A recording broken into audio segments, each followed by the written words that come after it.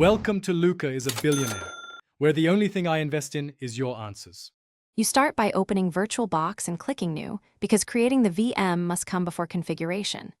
Choose a clear name, pick the correct OS type and version so drivers match. Once selected, assign RAM balance performance with host needs.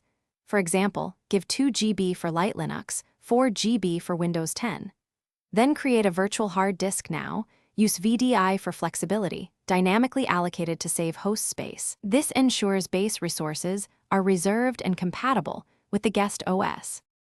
Once the VM exists, open settings to refine hardware and storage.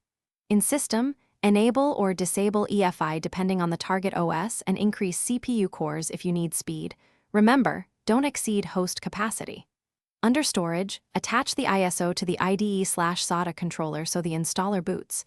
Choose recommended controller types for performance.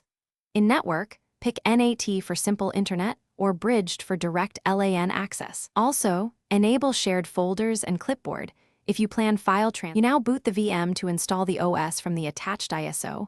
Follow normal installer steps, create a user, and set partitions. Choose Auto if unsure. After installation and reboot, install Virtualbox guest additions from devices to enable better video, mouse integration, shared clipboard, and folder sharing. Once done, shut down, adjust snapshots and backups, and export appliances if needed.